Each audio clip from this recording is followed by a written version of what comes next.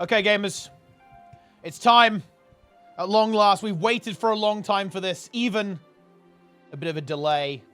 It's the studio update for Repentance, which is coming to Guild Wars 2. New patch coming up, launching on March 11th. We've got a bunch of stuff coming up. First new map being added in Janthe Worlds. Obviously, our wonderful raid challenge modes with the legendary challenge mode popping up at the end of March.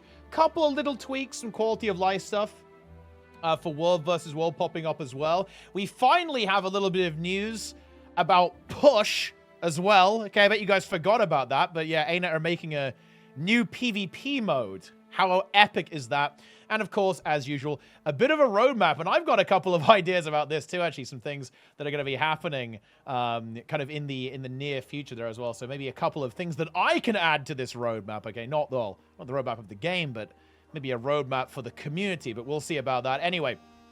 But let's go ahead and dive into it, shall we? We've got a fair bit to cover here as well. We've got this wonderful trailer that's going on here as well. You love to see that. Lots ominous things. You've got some mushrooms there. Look, they love those transitions, man. Look, like, ArenaNet got good feedback on the Elementalist Spear transitions they were doing, and they were like, look, we're doing that every single time now. So here we go. With those, there is Garen, looking very, you know, enigmatic as always. Okay, very good. Why are you guys spamming these stupid ASCII emotes, man? What's wrong with you people? But anyway, bit of a preview of some of the open world here as well. Saw that mastery pop up there as well. Very spooky. Look at these ghosts, guys. We're going back to a Wing 1, you know? Love to see that. Epic stuff there. But yeah, a variety of things happening. There's laser beams. There's green orbs being fired out. And you've got some magic happening too. Wow, very cool. Anyway, what's actually going on here? So, picking up where Guild Wars 2 Janthe World's story left off in Godspawn, we've just defeated the Titans. Ura, Decima, and Greer, they're gone. But this alone has not ended the blight that looms over Janthe, and our journey is not yet done. Upon Ura's death, she claimed that the door that the Titans entered Tyria through remains open.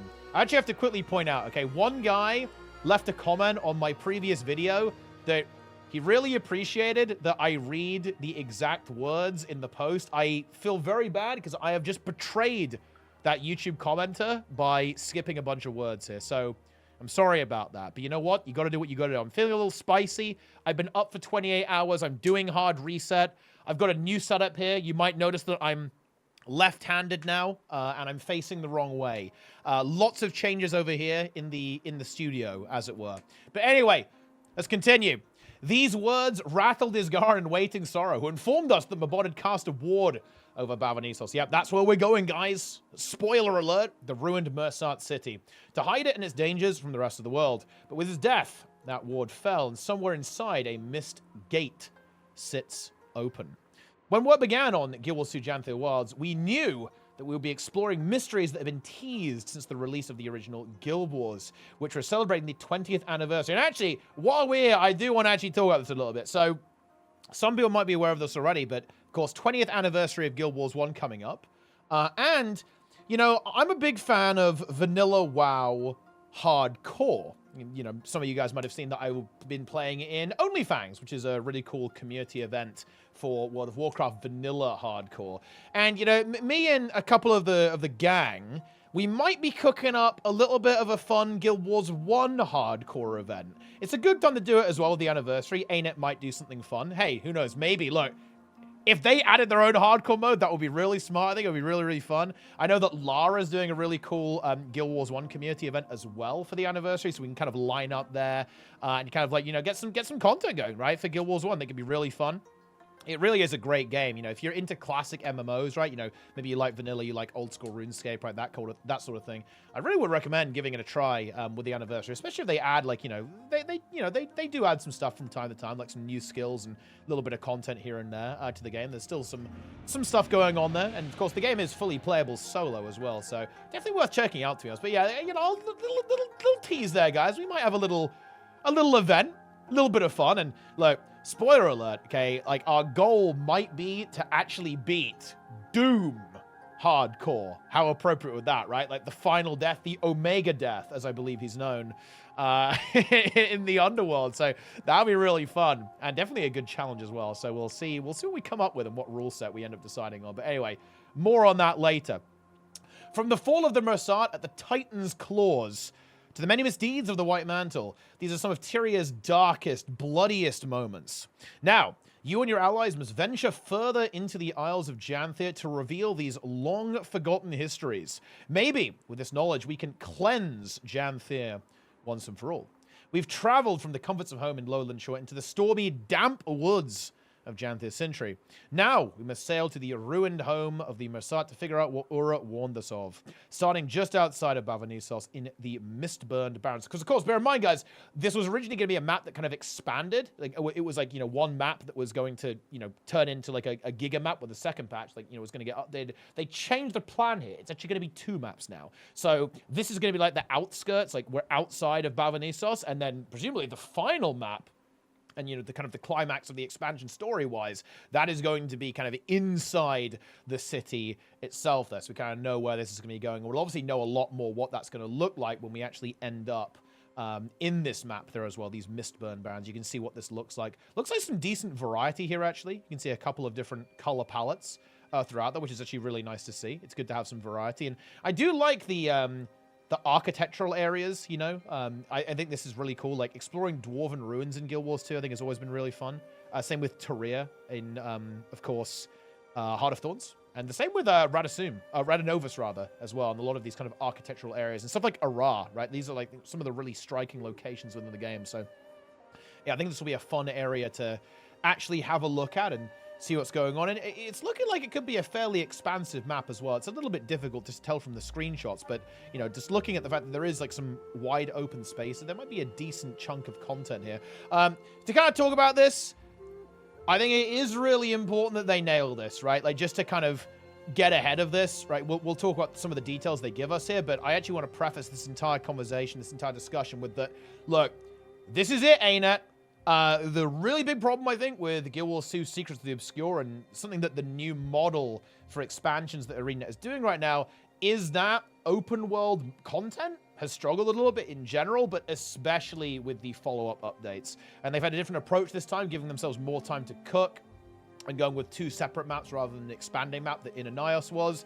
But I really think that ArenaNet need to nail this. Like, both of these maps need to be really, really solid, in my opinion, because this is almost like the final puzzle piece. Like, ArenaNet can do story. They've added stuff like raids. They've got these convergences going. But the one thing, which is funny, right, considering that this is kind of ArenaNet's trademark, or Guild Wars 2's trademark, the open world, I think, has not been great in the new expansion model. Like, Soto was just the metas just weren't really that good, and the maps weren't quite as, they didn't have that vibrancy that I think people are really, they've come to expect from Guild Wars 2 open world. And then Janthir Wilds, again, very immersive, very good roleplay with some awesome collections, but I think really struggled on replayability, right? And the kind of the lack of the meta event there, of like one big meta event on one of these maps, was very notable, especially as players finished all of the content, the initial playthrough Janthir Wilds.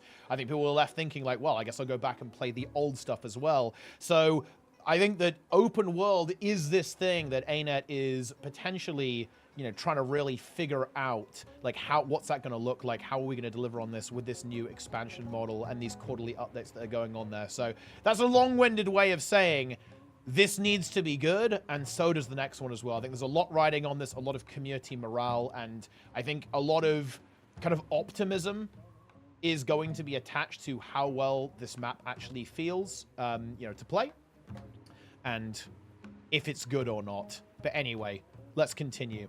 To safely explore this grim landscape, the Tyrian Alliance has put together survey parties to unravel the mysteries buried within the crumbling corridors. Players will be able to participate in 3 unique surveys from the base camp at the ruin's mouth. To the north, players will reactivate an enormous dormant construct and use it to cross a spectral agony-flooded valley. In the center, players will utilize Azuran golems to delve into an ancient library and investigate the mistburn that is spread across the Isles of Janthir. I think that's like the yellow stuff. It's kind of all over the place. It's kind of linked to the Titans and so on. Players in the south will lead a procession of Tyrian Alliance members into a laboratory once utilized for bloodstone sacrifices and experimentation. So the thing that immediately strikes that I think of is actually Living Story Season 3. This is reminding me of maps like Lake Doric with different kind of little mini stories going on there with like their own chains and bosses. It's bringing back memories of Season 3 where you've got all these different events. There's some chains in there. There's different stuff to do, right? Like on Draconis Mons, there's loads of chains you can go around. There's bosses all over the place, right? All that kind of stuff. Yeah, that kind of stuff, right?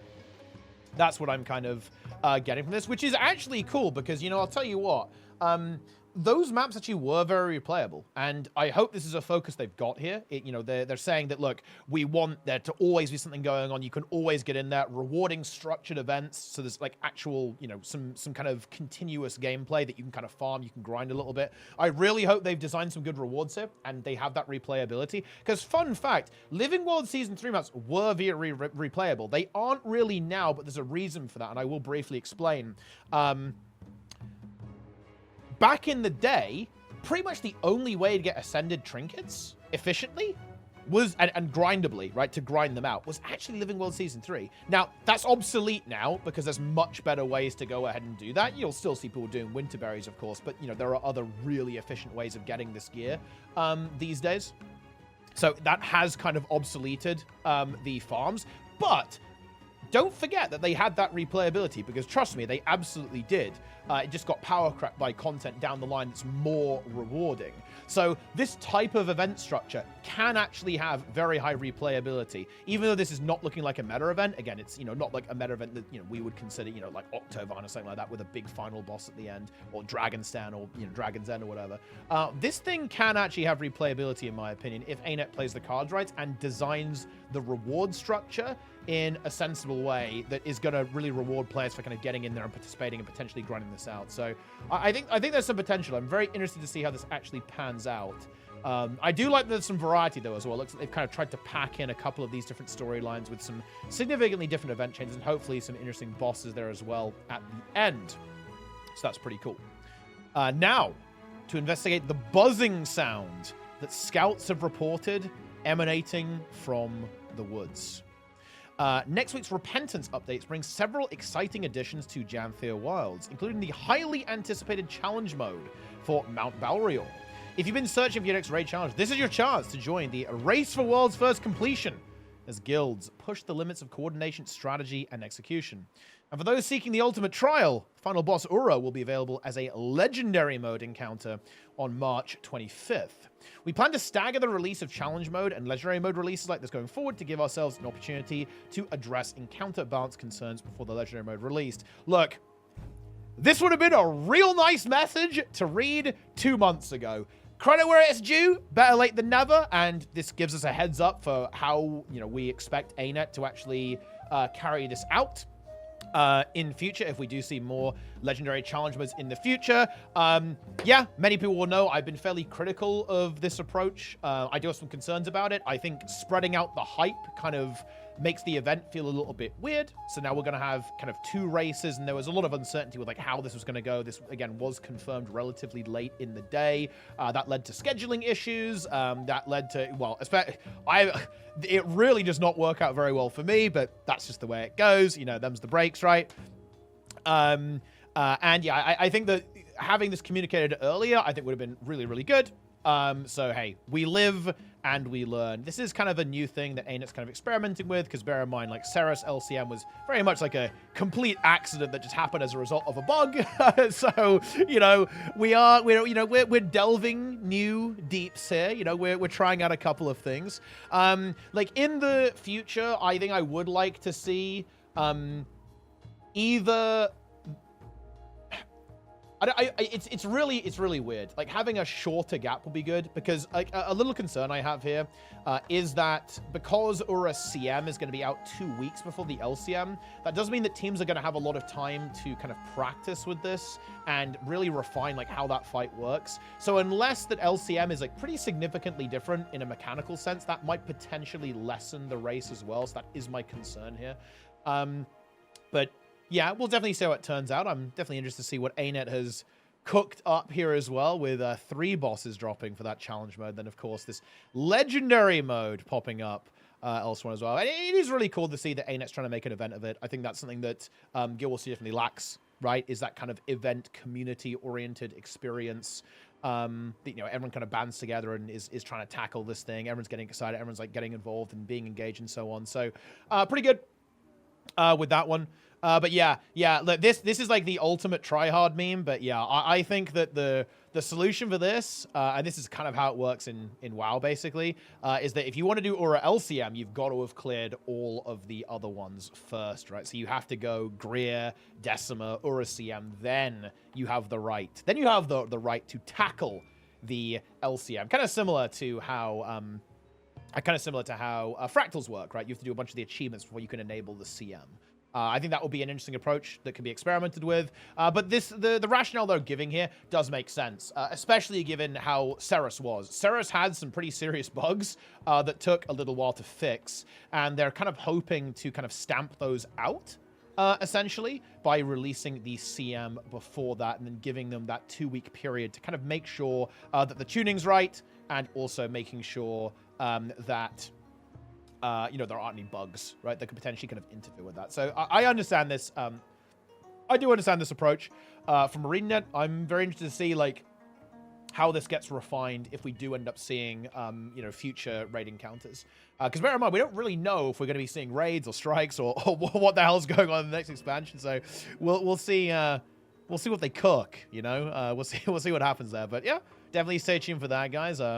I'll be in there. I will be doing the CMs. I unfortunately don't have as much time for the CMs, but I will be here for Legendary Challenge Mode.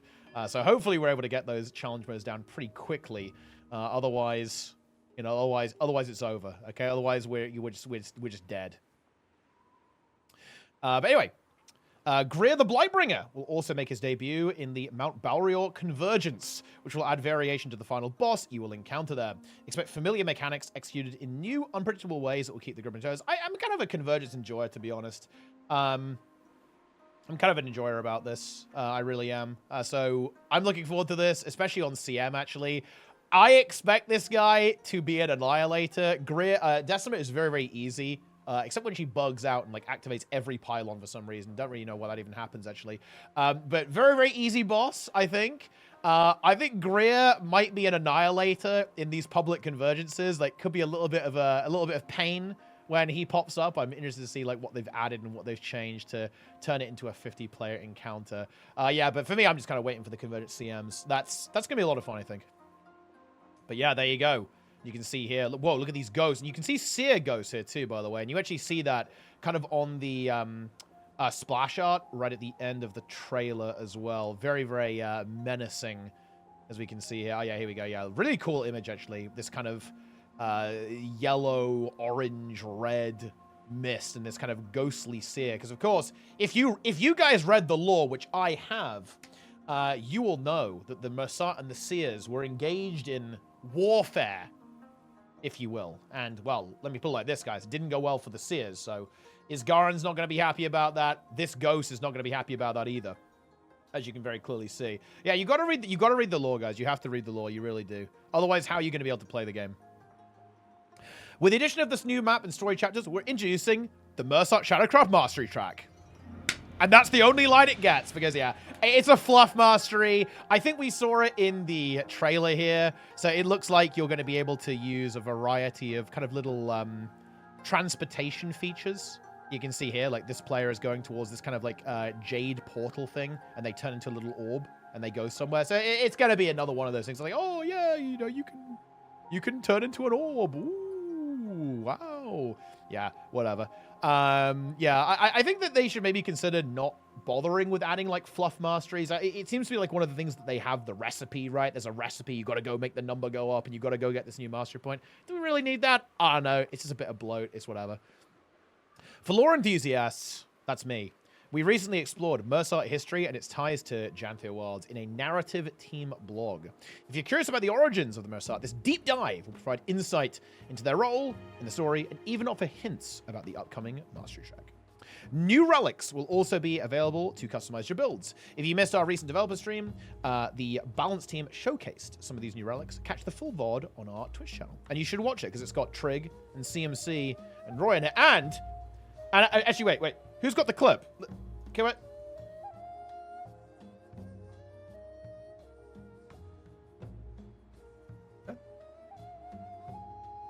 Dragon Hunter changes. Dragon Hunter, which I know a certain person very excited for this. Yep. I've been told I can't say their name. Magrest, anyways. So yeah, modifier increases to Dragon Hunter. It's about 5% on Adept and then 5% on the GMs. Hopefully bring it up in line with some of those other bursty builds. Dragon Hunter main Magrest actually name dropped in that balance stream twice, in fact. So you definitely don't want to miss it. But why is Roy? Guys, what is this? Are you seeing this?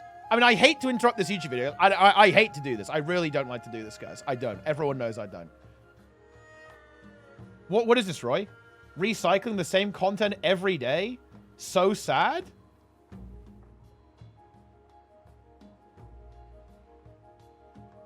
What are you doing, dude? That's a little bit harsh, no? I don't feel safe right now. Okay? You know, I would make a remark about you dying to the Guardian NPC, but that would prove your point, because that really is recycled at this point. But it did happen, guys. Roy lost to the Guardian NPC 1v1, a clean 1v1, on a balanced live stream, calling his skill as a player into question. But anyway, let's move on. Okay, let's go ahead and move on. And you know what? Honestly, Roy calling me out for reusing content? What's this model, bro? Couple of reused assets here, dude. What's going on? Okay? Are these pillars original? No, this is probably from Arborstone or something, bro. Okay? Or like, you know, somewhere else in the game. Yeah. Ooh. You're done. You're over. You're done. Yeah. Oh, yeah, look at this. Yeah, I'm crashing out. I'm crashing out. I think me and Roy are crashing out. Yeah, at this point. I think we're both crashing out.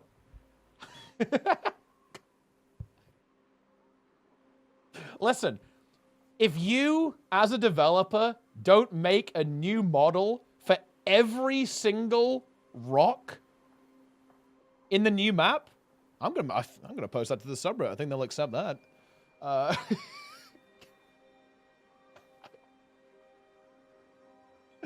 You better do it. I expect originality in my video games. Okay, yeah. Reusing the gathering node models. That's true, actually. Yeah. And of course, a new release means new rewards, including updates to the Wizard's Vault and Twitch drops. Oh, my favorite. Stay tuned for next week's blogs. We'll dive into details. So a quick note about these relics too, actually. There's a bit of a change of plan here, which is interesting to see. So the original plan in the roadmap for Janthir Wilds right at the start was that it was always going to be 6 Janthir Wilds relics per update. But actually, this is kind of shown off in the balance preview as well. They basically decided, okay, people want the parrot, they want the golem. So instead of Janthir Wilds relics, we are going to be getting 12 core relics, among those being kind of all the summons as well. So it's kind of good if you like the summons. And of course, they could still be very powerful, right? They're probably going to be a little bit more less flavorful, you know, less kind of crazy and out there, and, you know, having like these weird, very niche effects compared to the expansion relics that we usually see. But that doesn't mean they can't be impactful to the game. I will say I definitely would have, you know, I would have preferred more relics from Janthir Wilds, because I do actually like it when they, you know, adding a new rune or a new relic to the game. I think is actually really exciting and can come up with some, like, you know, fun stuff, right? For example, Relic of Atrocity, like the Lifesteal relic, is really good on some Harbinger builds, right? That has a bunch of Lifesteal on it. That's really cool, I think, when we have that. So I think that's a little bit of a shame, but you know what? I'm willing to sacrifice my Janthir Wilds relic so that people can have their parrot or their golem again. So I'm not really going to complain about it too much, and there'll be more relics later. And who knows, maybe they'll give us a 6 bonus relics at some point. Who knows? So anyway, World vs. World was mentioned. So what's actually going on here? In the March 11th update, we're introducing a long-awaited quality of life improvement aimed at improving the visibility of Guild World vs. World Guild membership. A new column in the guild panel's second tab, UI work, I'm scared, will display an icon next to all members who have designated that guild as their World Sword. Very nice feature. It means you know who you need to bother to press the one button in the UI to join the guild. Or, if they're a bunch of slackers, you kick them out. Okay, yeah, get the dead weight out of the guild. Very good feature for any kind of guild leader. Really, really good that this is in the game. It's going to make kind of organization and understanding like where everyone's at much, much easier, and like how many players you potentially have to work with. So big fan of this change, actually. This information will only be visible within the guild you have personally selected as your World vs. World guild. Yeah, that's absolutely fine, because, you know, that's what you're going to be using it for anyway. Looking ahead to the March 25th, so this is the March 25th update, same as the LCM. The World vs. World team is focused on refining the World vs. World reward system, tackling performance issues, and implementing adjustments based on player feedback. Along with other quality of life improvements, several key changes are on the horizon. Consolidation of reward tracks to enhance accessibility. We actually had a bit of a chat about this earlier. This is not specific, but what we reckon this is they're going to say, instead of having, you know, a reward track for every living world map, they're going to smush it down into one. Right, for Season 3, for Season 4, for HOT, etc., right? So basically just remove the bloat, make it a bit less intimidating and weird for newer players. Excuse me. I think that is going to... you know, with this kind of thing, it does mean that, you know, you might be missing out on the first-time rewards for each of those individual tracks, but I'm very certain that ArenaNet will have thought about that, and you'll probably be able to, like, do the individual maps once, and then it will like collapse down into the other one, right? Like that's how I imagine they would do this. There is precedent for that, by the way. That's kind of how they do it with the new expansion ones. You do the non-repeatable one, then it like turns into the repeatable one afterwards. So I'd imagine that, you know, you do a non-repeatable one for, let's say, you know, Lake Doric, and then it will just disappear, and then you'll have access to like the Season 3 one or whatever, right? That's kind of how I'm envisioning this. Oh yeah, Roy has actually now confirmed that in the chat as well. So that is in fact how it's going to work. So you're not going to miss out on like the giga juiced like bonus clovers for completing it first. And yeah, it's just going to be consolidation of all these reward tracks down into like one. So like dungeons are going to get, you know, smushed together probably. Same with like the living world stuff and expansion stuff, just to kind of reduce the clutter and make the scroll bar a little bit less extreme. Improved map currency acquisition via reward tracks. So this is basically... What is this? This is like making it easier for World vs. World players to kind of get rewards in PvE by doing World vs. World, right? That's basically what this means. It's play how you want. Play the game how you want, guys. Love to see it. New World vs. World weapon set. Nice. That's cool. Full new set of weapons. New restrictions on Tactivator use for Keeps and Stone Mist Castle. That's pretty interesting, actually. They don't really say what direction they're going, if they're going to make it like harder to use for whatever reason or easier to use. There'll probably be a post about this in the future. Tuning the health pool of Keep Lords, probably taking it down a little bit if I had to guess. You know, Lords are, they're pretty tanky right now, I'm not going to lie, because they did of course get buffed up to like the same HP as the SMC Lord, I believe.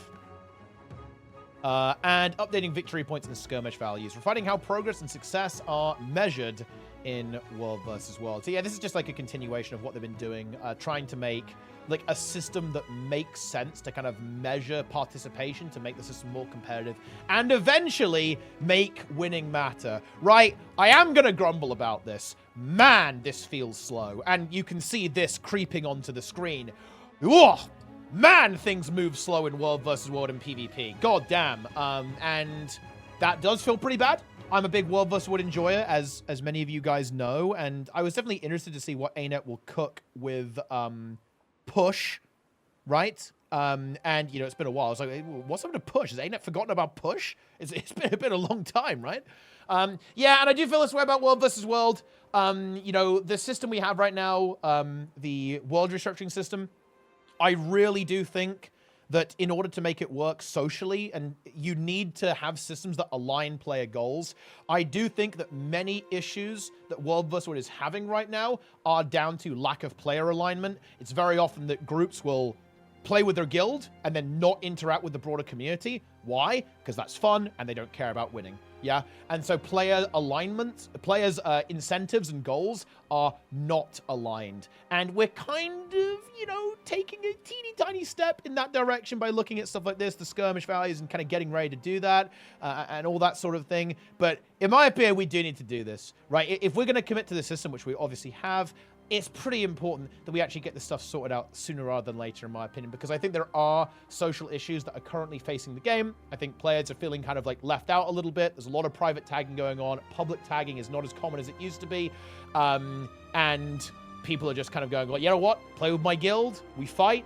We log out. And you're not really getting that kind of server experience, right? You just get like mushed together with a bunch of random guilds and just kind of run around in circles. And that works great for people who are like really into the game mode and, you know, really like playing with their guild. But it means that in a very weird way, the communities are becoming very compartmentalized rather than being in this kind of like very, like, servers used to be like a passive guild, like a guild that you clicked to join, but you were just kind of in it. You were just in this like mega guild of people around you all the time. People kind of come and go, and you get to know people over time. That's kind of gone now because you get like smushed together with new people every once in a while. So especially as like a solo world versus world player, it's very weird to have that experience. I think like you're now kind of, you've gone from the state where you were passively in a guild. Now you're going to have to actively join one. And look, this is just an MMO thing, guys. This is like the MMO paradox. People in MMOs don't want to actively socially engage. I think it's one of the strengths of Guild Wars 2 Open World is that they're passive. You don't actually have to actively engage with anyone in order to interact with them, right? Like you'll just be doing it like while you're running around. There's going to be people about, and you're kind of, you're all doing the same thing, basically. But now, and we see this in PvE as well, by the way, with kind of like the decline of the LFG and so on. You have to kind of take an additional step in order to participate a lot of the time. And that's why I really think that you need to incentivize a lot of these guilds to kind of want to have that outreach, to want to actually interact. Like, you want these guilds, these kind of tryhards, and of course the individual players who are just kind of floating around. You want those players to want to actively work together and kind of communicate with each other in map chat, like working towards taking objectives, working towards like winning fights, and not just like staying in a closed tag and, practicing their epic well bomb rotation, right? And all that sort of thing. And this does need to happen sooner rather than later. I do have concerns, I will admit that, about World versus World, and where it's at right now. And I think the progress is slower than I would like, actually, with this. I am really hoping to see some updates on some pretty, some fairly major systemic changes and improvements to the competitive infrastructure in World versus World ASAP. So, I don't know, maybe I'm on copium, but I guess we'll see. That was a pretty long, I guess, kind of rant, diatribe, if you will, on World versus World, but that kind of sums up a lot of my general thoughts. Man, we're doing like a live tea time here. This is going to be a long one, okay? If you're here on YouTube, shout out to YouTube, by the way. This is going to be a long one, huh? Because we're giving some broad, deep thoughts. I think it's the lack of sleep, guys, okay? I'm losing track of time. I'm losing grip on reality at this stage. Hard reset always works, by the way, guys. Never failed. But anyway, let's go on to push, and well, we can kind of just like play back the World versus World opinion because I'm kind of feeling in a similar spot here. Although, actually, to be fair, it has been a while. I would imagine that we've made some significant development progress. I definitely would have liked to have heard a bit of an update, maybe some screen cap or maybe some developer notes a little bit earlier than this, to be honest. But hey, here we are now. So, late last year, we ran the first beta event for the new Push PvP game mode, giving players a glimpse into our development process and an opportunity to provide feedback on our prototype. The event was well received, generating a wealth of player feedback through participant surveys. It has some potential, honestly. Like, for me, it's not going to replace Conquest. I admit this, full disclosure, cards on the table. I am a big Conquest fan. I think it is a fantastic mode for competitive play, and many of you guys know, I love esports, I love tournaments, right? And I think Conquest is just fantastic for that high-end PvP experience, right? I'm hoping to run a PvP tournament this year, in fact. Kind of a little bit of a finale, I think, for PvP tournaments. Master of the Arena 3 coming up at the end of May. Definitely stay tuned for that. More news on that very shortly, I hope, actually. Stay tuned for the Tournament of Legends stream, guys. A little bit of a spoiler alert, though. But anyway. That's my opinion. Is push fun? Honestly, yeah. It's a little bit of fun. Is it a game mode that I think can actually work pretty damn well for Guild Wars 2 and kind of where Guild Wars 2's at in PvP? I think so, yeah. Conquest is just one of those game modes where the kind of knowledge gap that's kind of built up in the Guild Wars 2 PvP scene, as kind of small and shriveled as it is, makes a lot of games just absolutely cooked. I'm not going to lie. I think NA in particular is having difficulty. Like, it's not having a good time in ranked, guys. Let me put it like that. It's a jungle out there. It really is.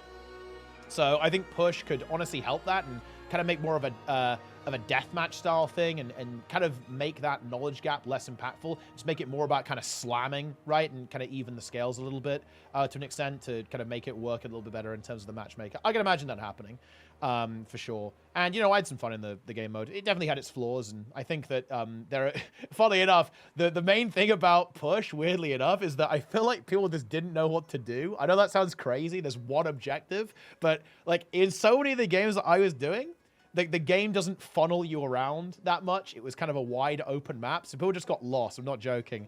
So I'm really hoping that, you know, that feedback's been noted and that the game is kind of going to direct you a bit more, kind of like funnel you to the objective a bit more rather than letting you like wander around and like just do random stuff, which is kind of what happened, like a weird amount of time in that beta event. But anyway, we're working on updates to refine the mode based on that input. We're excited to announce another beta event is planned for May 20th to May 26th, giving players another chance to experience the mode and share their thoughts. We'll reveal more details about the changes as we get close to the event. Yeah, oh yeah, it's a studio update, so we're not delving deep on this one. We're not delving deep. That's fair enough. But yeah, I'm actually really interested to see what they've actually come up with here, and you know, let's see how many gray boxes are still there. I'm curious like how far they've got on the map, because in my opinion, the map design is actually really important here. Again, like I said about funneling players, I really think that kind of having not a linear map, I think having some kind of explorability and some kind of, you know, some stuff, even secondary objectives out to the sides is good. That was a good idea they had in the original beta. I do think that having it a little bit more linear, though, so players kind of get directed to where the action is kind of passively by the structure of the map is really important. So I'm really hoping that we've kind of gone in that direction, but we'll see what they come up with. When that happens, we'll see. And here's the roadmap, guys. Wow!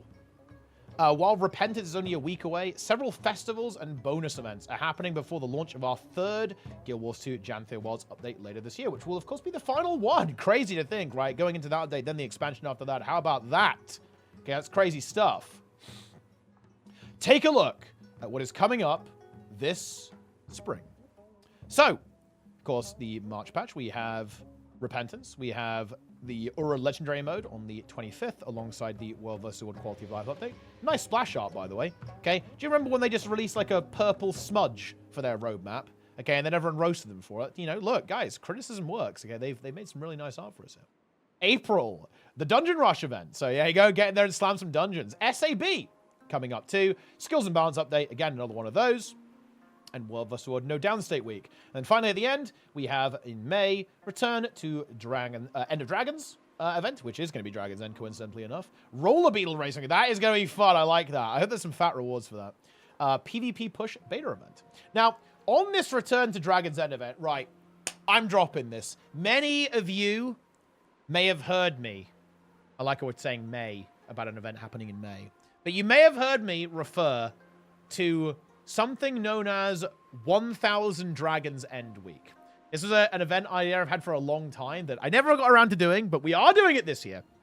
That involved attempting to complete 1000 Dragons Ends in a single week on both servers. Now, I admit that's a big number, right? So we're probably not doing that, but I do have a really cool take on this that I really want to try actually during this bonus event. We are going to attempt to set a date, a special day in May, where we will all converge on Dragon's End. And I want to see if we can actually have over 1,000 people doing Dragon's End at the same time. So the 1,000 is still there. That would actually be, you know, a good 18 maps of Dragon's Ends. So 18 Dragon's Ends. I'll multi-boss. I'll do it too. Like, I will be on EU and NA leading a map on both regions. We're going to get everyone involved. We're going to promote it. We're gonna do some hype. We're gonna go big, and we will actually bring back the best open world boss ArenaNet ever released, and we will obliterate Su-1 on 18 maps simultaneously. What about that, huh? Yeah. Yeah, exactly. Su-1 is going to be afraid. Yeah, Su-lose.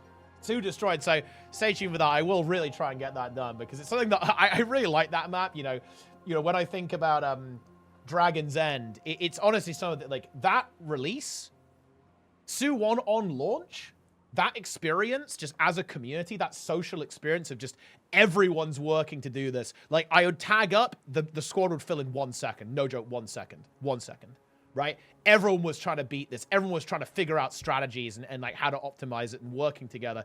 Incredible. One of my favorite experiences in gaming ever. Easily the best open world boss ArenaNet has ever made. Not even close. They cooked on this one. I want to see something like this again. Okay, I know there was a little bit of, drama. Okay, a little fiesta, if you will, about that. But you know what? It was worth it. And we're bringing that magic back in May or something. I don't know. But yeah, we also have the dates here for this stuff. So that's March 11th. We have the Repentance. 25th, it's the LCM. And of course, the Quality of Life in World vs. World. April 8th to the 15th, we have the Dungeon Rush bonus event. April 15th through to May 6th, SAB. So pretty late there, but that's fine. I'm actually really curious. You know, look, I am a World 3 enjoyer, right? I want to see World 3 Tribulation mode. Not gonna lie, it's probably not coming. They would have said, I feel like, if they were doing something that major in the studio update, because I think they know that people are, you know, really want that, and I'm definitely one of them. I want to do World 3 Tribulation mode, because I am a Tribulation mode fan, guys. I admit that. It is really cool. You know, it's funny. I think it's a really fun thing to have in the game, actually. Like, I'm sure many of you guys watching this are kind of aware of the Kaizo Mario style stuff. The, you know, somewhat entertainingly named Grand Poo World, right? And also a variety of other, like, kind of ROM hacks for Mario games. And, of course, stuff in Mario Maker as well, obviously. Pretty incredible stuff, like really entertaining to watch, and incredible challenges as well, like feats of skill to watch these kind of players kind of go through this stuff. And you kind of see that in SAB, right? It is that kind of Kaizo experience of having all these dastardly traps and platforming challenges. So I'm a big fan of that. I want to see that, but it's not looking like this year, because it might be they would have said if there was going to be anything major for SAB. So probably just going to be like the usual festival, you know, liquor paint, right? Like throw some rewards at it and whatever. Balance update. I mean, we don't know anything about that yet. You know, these balance updates are, okay. I feel like that the last balance update didn't feel that impactful to me. And I do feel like ArenaNet is stretching themselves a little bit thin, trying to do changes for every class every time. The last patch, I feel like it didn't really do that much in PvP.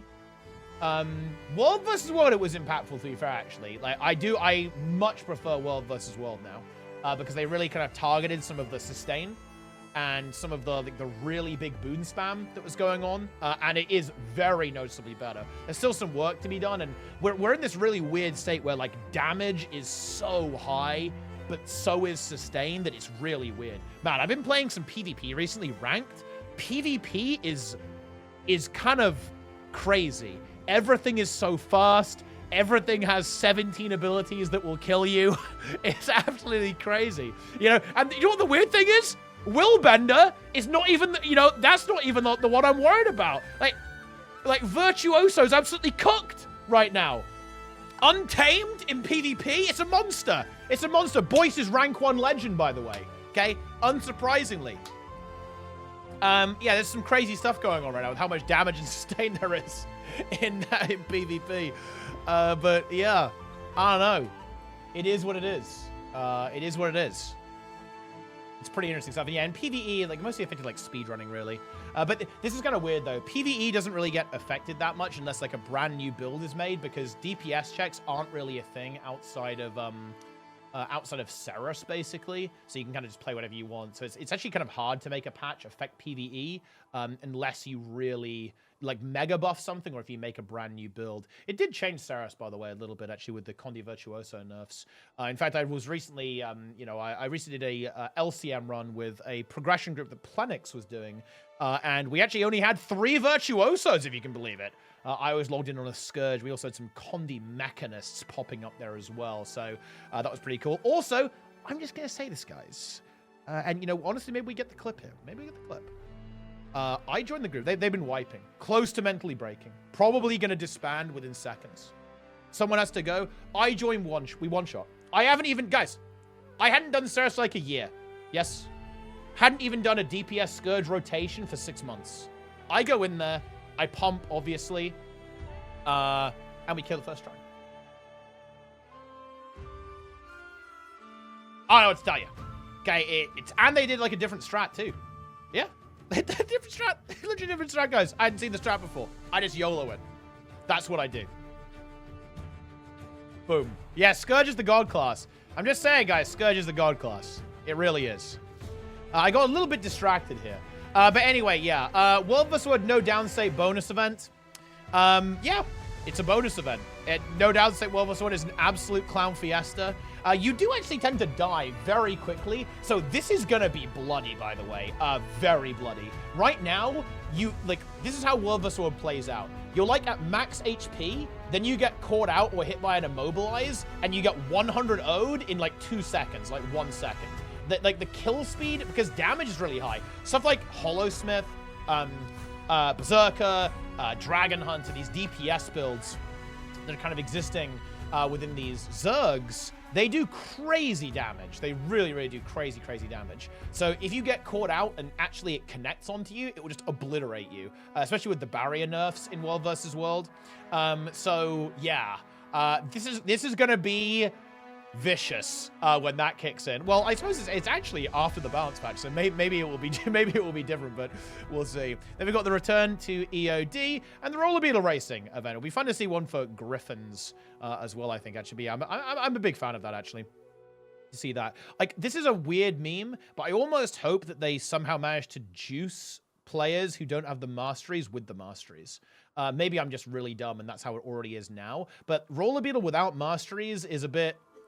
I mean, it's not as good. I'm gonna be honest. Like if you want like a new player to try out the roller beetle and have a load of fun with it, I feel like you want them to have the masteries. Actually, that would be really, really cool. I think. But anyway, we'll see what they end up doing there.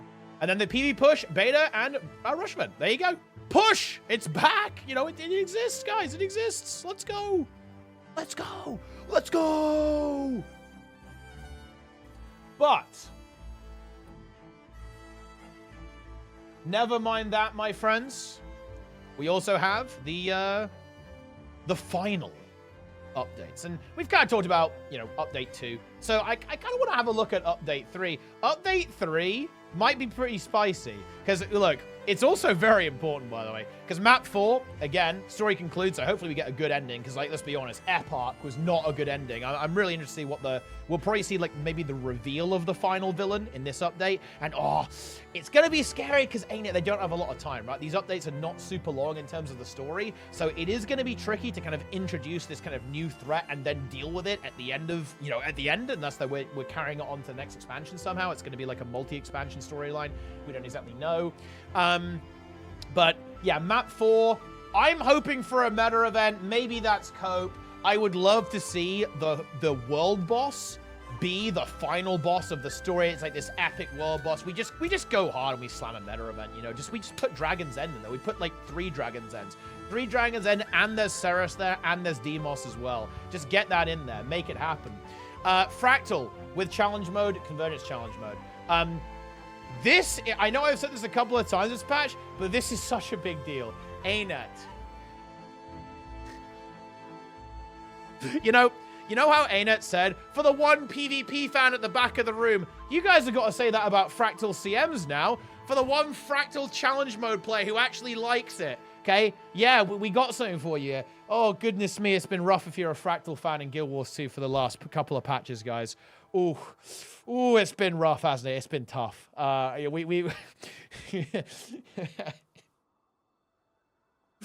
Ooh.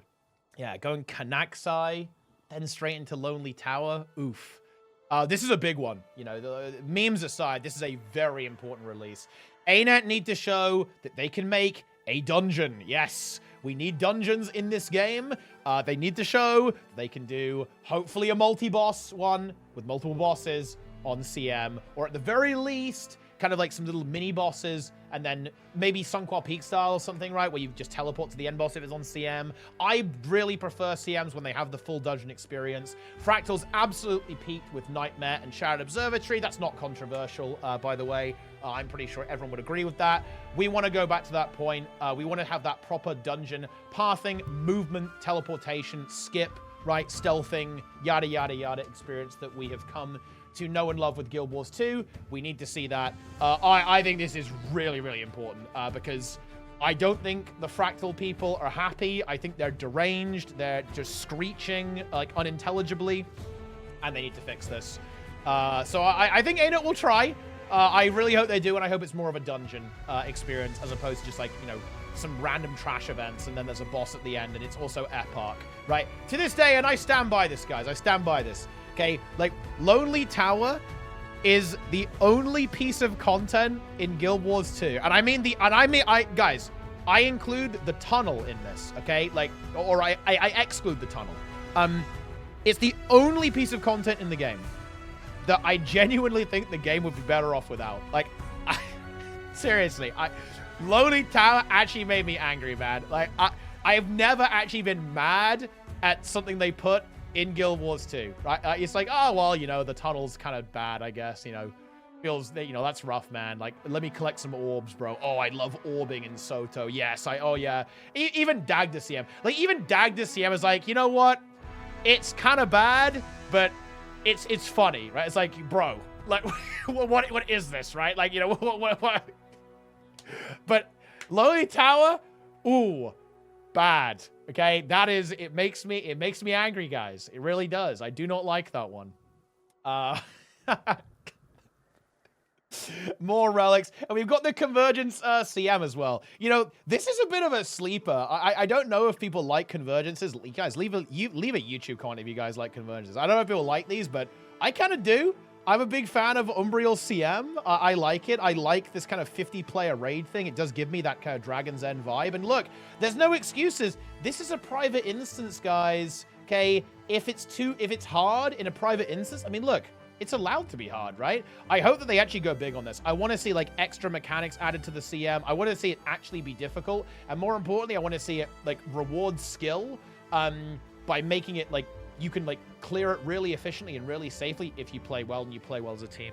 I honestly love this stuff because it means that you can play with loads of people and actually mix skill levels together. Because in 50-player content, it's just the way it is. You don't need 50 tryhards. You don't need 50 tryhards to beat like Umbriel, for example. You can have like really, really good players and kind of, you know, newer players and intermediate players mixed together. And I actually love that. That to me is like the magic of stuff like Dragon's End, is that you have that knowledge transfer. You have these different player groups coming together and working together. I think it's an incredible social experience when you all have this shared goal that you're working towards. So Convergence CMs, it's actually one of the things that I have a little bit of copium about, to be honest. I hope ArenaNet go hard on this because it's one of the things that I'm more interested in, actually, in this kind of expansion package that we have. So yeah, there you go. That's kind of my take on that. And then we also have the backpack. And I do only have one thing that I would ask. I want to see a big collection, right?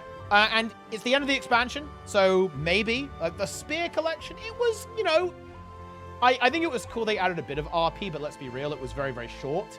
I am really hoping, and look, people are gonna call me like a psychopath for this, but I want to see something like I want to see Aurora, man. I want to see, you've got to go through all the content. There's like loads of achievements to do, loads of stuff to collect, proper storytelling, proper giga RP. To build this backpack. I'm just saying, like, I just want to see that. collection. Look, when I think about some of the most memorable experiences in Janthea Wilds, it's actually the collection content. It's like gathering the gang together to do this heist with the frog, like Mr. Rivington. Yeah, Mr. Rivington. No, Costage. I do not want to see any eggs. I do not want to see. No, we're not doing the sky scale eggs ever again. That is not cool. How dare you compare the excellent collection of Aurora, except for the stupid Mersato, because that wasn't that fun. But outside of that, it was all really fun. You cannot compare that to the sky scale. The sky scale is unclean compared to Aurora. But yeah, that's what I'm hoping for actually for the legendary backpack, and hopefully it will kind of go with the spear as well. You know, you can kind of combine these two with that. That should be a lot of fun, I think. But I mean, yeah, I have now reviewed the studio update. Yes. I've done it. We did a little bit of sidetracking here, and, you know, it's funny. Some people have been... Wait, what's happened to my page? Some people have been asking about, like, you know, is there going to be a tea time? Well, look, I feel like you guys just got one, right? You just got a solo tea time. You know what I'm saying, right? That's what's going on here. Like a good hour, I would say, at this point. You know, we're challenging Wood and Potatoes on the length of this one, guys, okay? What can I say? But anyway... Stay tuned to our social media channels for more info regarding Repentance. And of course, guys, get ready to farm those Twitch drops. Follow me on Twitch. It won't work if you watch on YouTube, so unlucky. Maybe watch on both so my viewer count gets inflated. That's what I'm talking about. And also buy the game using my referral link. Buy 17 alts, all with the Ultimate Edition, guys. Game's on sale now. It's a good time to do it, you know? It's March. It's good stuff. But anyway... That's all I've got. Let me know what you think. Let me know what you think of what I think.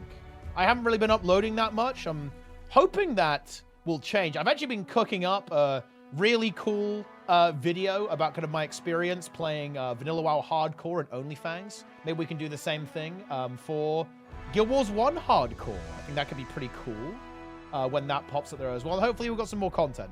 I've been doing a lot of kind of, you know, a little bit of context here. I'm doing a lot of restructuring in my life, some more literal than others with my brand new streamer, you know, gamer warlord setup that I'm currently using. That's why I may look different at this point. But yeah, from a slightly different angle. And look, I even have the look, on YouTube, look, YouTube, you might want to sit down for this. I'm not going to be sitting down. But look, I don't know if you know this, guys, but look, I actually have room to stand up now and even move around a little bit with my gamer zone. That's crazy. This wasn't even possible before. Like, I've reached newfound potential. It's good stuff. Anyway, that's really all I've got. Follow, subscribe, leave comments, like video, buy game with referral link, become a channel member, subscribe on Twitch, get YouTube Premium, and then you support the channel without getting the ads. Do the same on Twitch with Twitch Turbo, and then subscribe Tier 3. Then join my Discord server and boost the Discord server so something happens. I don't even know what happens. Then follow all the social media, and then double check to see if I missed something, and tell everyone else if I did miss something. Right, that's what I got. I'm out of here. GG. I'll see you guys next time. I'm out. Shout out to YouTube. We're done.